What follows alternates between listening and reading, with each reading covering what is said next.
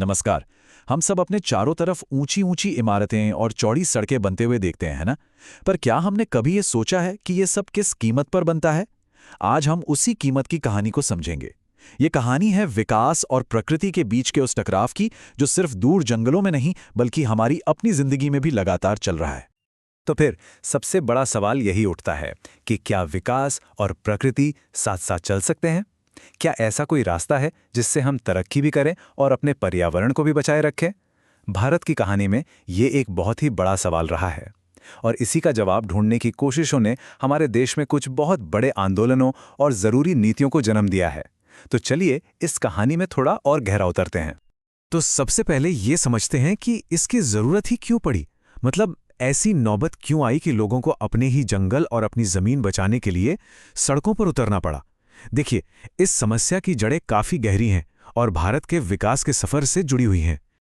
देखिए, हुआ ये कि एक तरफ तो हमारी आबादी बहुत तेजी से बढ़ी और दूसरी तरफ विकास के नाम पर हमारे प्राकृतिक संसाधन जैसे पानी, लकड़ी, खनिज, इन सब का बिना सोचे समझे इस्तेमाल होने लगा। बस यहीं से पर्यावरण का पूरा संतुलन बिगड़ गया। ऊपर से फैक्ट्रियों से बढ़ता प्रदूषण और कटते जंगल, इन्होंने तो इस मुश्किल को और भी ज्यादा बढ़ा दिया। और जब हालात इतने बिगड़ जाते तो कहीं ना कहीं से एक आवाज उठती ही है। और वो आवाज आई हिमालय की शांत वादियों से, उत्तराखंड के छोटे छोटे गांवों से। इस आवाज ने एक ऐसे आंदोलन को जन्म दिया जिसे आज पूरी दुनिया चिपको आंदोलन के नाम से जानती है। लेकिन ये सिर्फ पेड़ों से लिपट जाने की कहानी नहीं थी। नहीं, ये उन लोगों की कहानी थी जो ये कह रहे थे कि उनके जंगलों पर पहला हक उनका है, किसी कंपनी या सरकार का नहीं। तो इसकी शुरुआत होती है 1974 में। सरकार ने चमोली जिले में जंगल काटने का ठेका खेल का सामान बनाने वाली एक कंपनी को दे दिया। गांव वालों को यह बात बिल्कुल मंजूर नहीं थी। उन्होंने पेड़ों को बचाने का एक ऐसा तरीका निकाला जो इतिहास बन गया। वो पेड़ों से सचमुच चिपक गए कि अगर कुल्हाड़ी चलेगी तो पहले हम पर चलेगी। और 26 मार्च 1974 को रेणी गांव में जो हुआ, उसने तो इस आंदोलन की आग पूरे देश में फैला दी। बाद में सुंदरलाल बहुगुणा जैसे बड़े नेताओं ने इस आवाज को और बुलंद किया। ये नंबर याद रखेगा, 27। ये उन 27 औरतों की संख्या थी जिन्होंने गौरा देवी की अगुवाई में रेणी गांव में उन ठेकेदारों का रास्ता रोक लिया था। कमाल की बात यह थी कि उस दिन गांव के सभी मर्द किसी काम से बाहर गए हुए थे। इन औरतों ने बिना किसी डर के पेड़ों को अपनी बाहों में भर लिया और उन्हें कटने नहीं दिया। ये वो एक चिंगारी थी जिसने पूरे देश में एक आंदोलन की आग लगा दी। तो चिपको का असल मतलब सिर्फ पेड़ बचाना नहीं था। इसके पीछे का आइडिया बहुत गहरा था। ये इस बात की लड़ाई थी कि जो लोग सदियों से जंगल में रहते हैं, जो उसकी देखभाल करते हैं, जंगल के संसाधनों पर पहला अधिकार भी उन्हीं का होना चाहिए। तो ये एक तरह से पर्यावरण के साथ साथ एक सामाजिक और आर्थिक लड़ाई भी थी। और चिपको की जो सबसे बड़ी सीख थी वो यही थी। इस आंदोलन ने ये साबित कर दिया कि सिर्फ कागजों पर कानून बना देने से पर्यावरण नहीं बच सकता।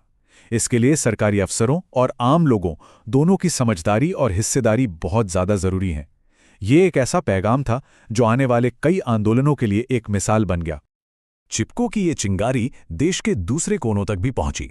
ऐसी ही एक और जबरदस्त लड़ाई लड़ी गई दक्षिण भारत के केरल में, एक बेहद खूबसूरत घाटी को बचाने के लिए जिसका नाम था साइलेंट वैली। जरा सोचिए, पश्चिमी घाट की पहाड़ियों में 90 वर्ग किलोमीटर में फैला एक घना हरा भरा जंगल, एक ऐसी जन्नत जहां ऐसे ऐसे पेड़ पौधे और जीव जंतु मिलते हैं जो दुनिया में और कहीं नहीं है। और इसी जन्नत के बीच से बहती थी कुंती पुझा नदी। सरकार इसी नदी पर एक बड़ा पन बिजली बांध यानी हाइड्रो इलेक्ट्रिक डैम बनाना चाहती थी।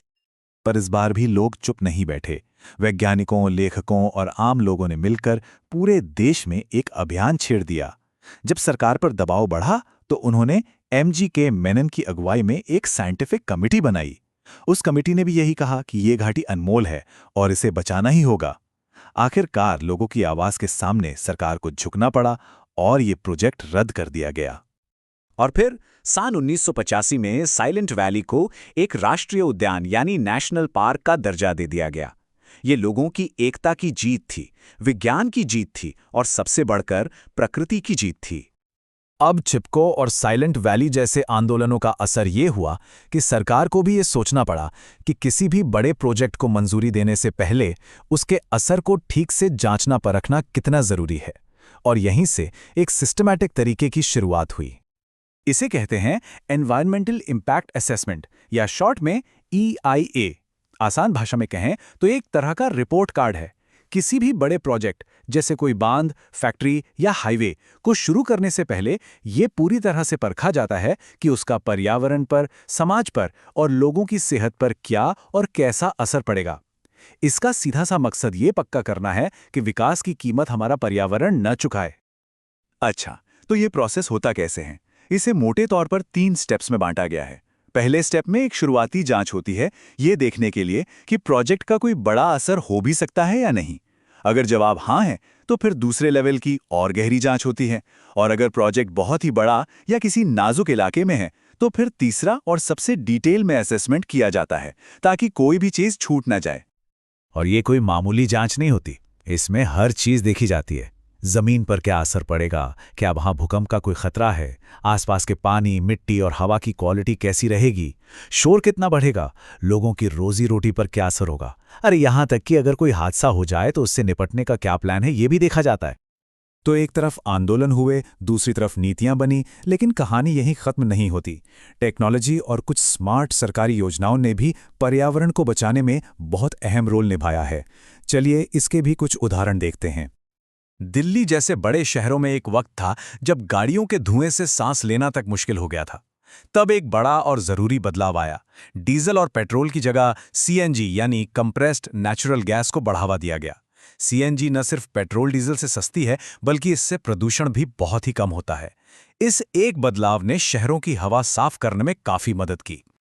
इसी तरह जब मध्य प्रदेश जैसे राज्यों ने सूखे और पानी की किल्लत का सामना किया, तो वहां पानी बचाने के लिए बड़े मिशन शुरू किए गए। 1994 में Rajiv Gandhi watershed management mission आया, जिसका मकसद मिट्टी और पानी दोनों को बचाना था। फिर 1999 में एक बड़ी अनोखी योजना आई, जिसमें हर गांव के सरपंच को एक पुराना तालाब ठीक कराने या एक नया तालाब बनाने की जिम्मेदारी दी गई। तो अब तक की पूरी कहानी को अगर हम जोड़कर देखें तो एक पैटर्न साफ नजर आता है। जब जंगल कटने लगे तो चिपको और साइलेंट वैली जैसे लोगों के आंदोलन खड़े हो गए। जब बिना सोचे समझे विकास होने लगा तो EIA जैसी नीतियां बनाई गईं। जब शहरों की हवा जहरीली हुई तो CNG जैसी टेक्नोलॉजी को अपनाया गया। और जब पानी की कमी हुई तो वाटरशेड मैनेजमेंट जैसे मिशन चलाए गए। तो आखिर में हम उसी सवाल पर वापस आते हैं, पर्यावरण को बचाने की सबसे बड़ी ताकत किसके पास है? क्या वो लोगों के आंदोलनों में है जो सोई हुई सरकारों को जगाते हैं, या फिर वो सरकार की नीतियों में है जो एक साथ बड़े पैमाने पर बदलाव ला सकती हैं? या फिर ये ताकत हम जैसे आम लोगों के छोटे छोटे रोजमर्रा के प्रयासों में छिपी है? शायद सही जवाब इन तीनों के संतुलन में ही कहीं है। ये एक ऐसा सवाल है जिस पर हम सबको सोचना चाहिए।